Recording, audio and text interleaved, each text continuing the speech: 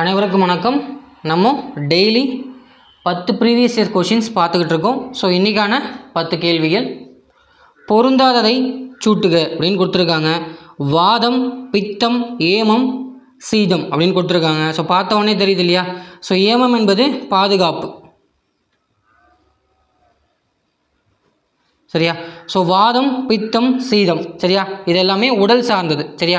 வாதம், பித்தம், கபம் இம்மூன்றும் சமநிலையில் இருக்கும்போது உடல் ஆரோக்கியமாக இருக்கும் அப்படின்னு படிச்சிருப்போம். வாதம் என்பது உடல் இயக்கம், பித்தம் என்பது வளர்ச்சி,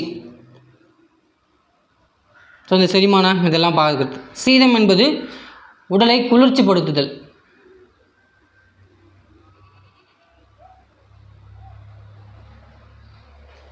ஸோ பொருந்தாதது எது? ஏமம். ஏமம் என்பது பாதுகாப்பு இல்லையா? ஸோ அடுத்த கேள்வி போகலாமா? ஸோ இரண்டாவது கேள்வி பாருங்கள். ஸோ சிலப்பதிகாரத்திலிருந்து கேட்டிருக்காங்க. பிடர்தலை பீடத்தில் ஏறிய யார்? கொற்றவை.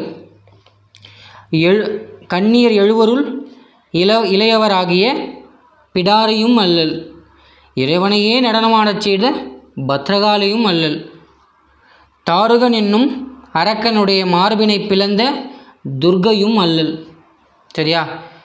ஸோ நெஞ்சில் சினம் கொண்டால் போலவும் இருக்கிறாள் அப்படின்னு அந்த வாயுக்காவலன் கண்ணகியினுடைய தோற்றத்தை பற்றி மன்னன்ட்ட சொல்கிறத இங்கே கொடுத்துருக்காங்க. ஸோ 4, 3, 1, 2. ஸோ ஆப்ஷன் சியில் இருக்கு. அடுத்த கேள்வி பாருங்கள். மதியிலி அரசர் நின் மலரடி பணிகிலர் வானகம் ஆழ்வாரே, இப்பாடலுக்கு உரிய அரசன் யார் அப்படின்னு கேட்டிருக்காங்க. ஸோ யார்? 3ஆம் நந்திவர்மன், சரியா? ஸோ இதுவும் 10ஆம் வகுப்பு பழைய புத்தகத்தில் தான் இருக்குது, சரியா? ஸோ நந்தி கலம்பகம் இல்லையா? ஸோ மதியிலினா அறிவில்லாத,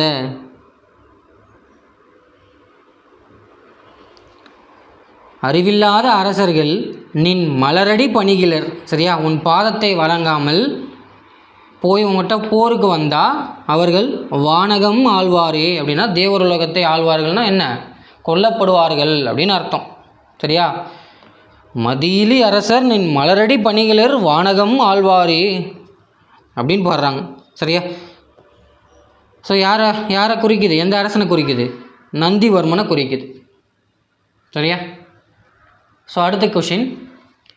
தாமரை இலை தண்ணீர் போல உவமையை உணர்த்தும் பொருள் தருக அப்படின்னு கொடுத்துருக்காங்க.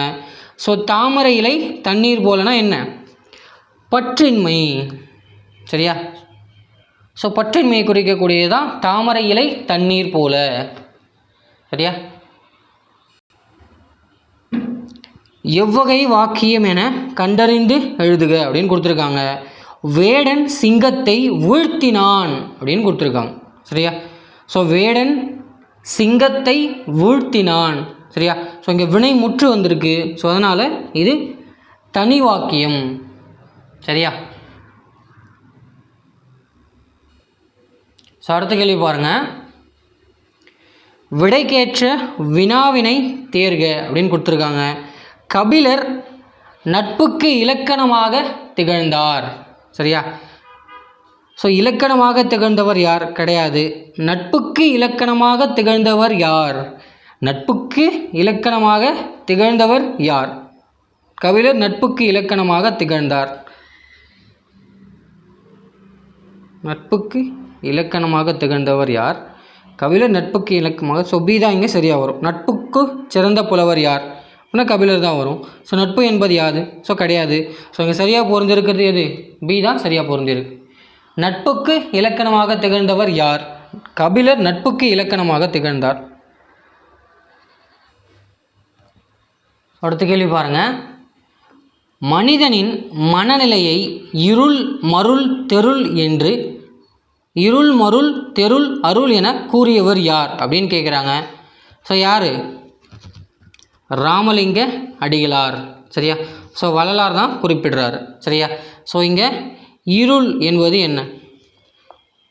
சரியா? ஸோ தீய எண்ணங்கள். மருள், மருள்னா என்ன? ஸோ ஒரு மயக்கம். ஒரு தெளிவில்லாமல் இருக்கிறது.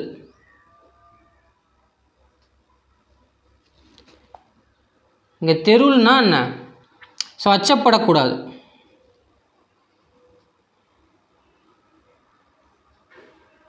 ஸோ தப்பு பண்ணாதான் பயப்படணும். சரியா? ஸோ தப்பு பண்ணலன்னா பயப்படக்கூடாது. ஸோ தப்பு பண்ணாமல் இருக்கும்போது இறைவன் நம்மை காப்பாற்றுவான் அப்படின்னு சொல்லிட்டு இருக்கணும். அதுதான் தெருள். சரியா? ஸோ அருள்னா என்ன? ஸோ எல்லாரிடமும் அன்பு செய்வது அருள் இல்லையா? ஸோ மனிதனின் மனநிலையை இருள், மருள், தெருள், அருள் என கூறியவர் ராமலிங்க அடிகள். ஸோ அடுத்த கொஷின், கல் தோன்றி மண் தோன்றா காலத்தே வாளோடு முன் தோன்றிய மூத்த குடி அப்படின்றாங்க. சரியா? ஸோ கல் தோன்றுச்சு, மண் தோன்றலை, அப்போவே வாளோடு முன் தோன்றிய மூத்த குடி அப்படின்னு சொல்லிட்டு என தமிழினத்தின் தொன்மையை பற்றி கூறும் நூல் எதுன்னு கேட்குறாங்க. புறப்பொருள் வெண்பா மாலை. கல் தோன்றி மண் தோன்றா காலத்தே வாளோடு முன் தோன்றிய மூத்த குடி. சரியா? புறப்பொருள் வெண்பா மாலையினுடைய ஆசிரியர் யார்? ஐயனார் இதனார் இல்லையா? So option B.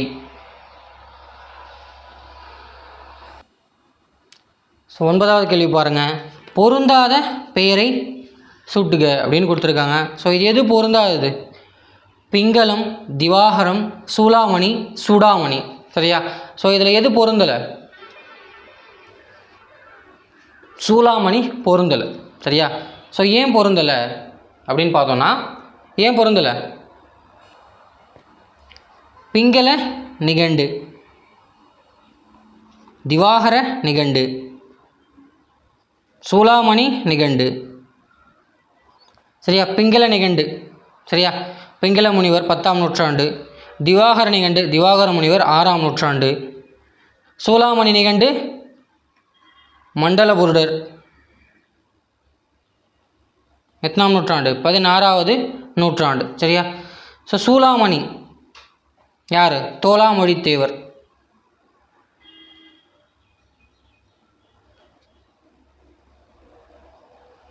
இல்லையா? ஸோ தோலாமொழி தேவர். ஸோ ஐஞ்சிறுகாப்பியங்களில் ஒன்று. சரியா? ஸோ அதால் இது இங்கே பொருந்தாததாக இருக்கு. ஸோ அடுத்த கேள்வி போகலாமா?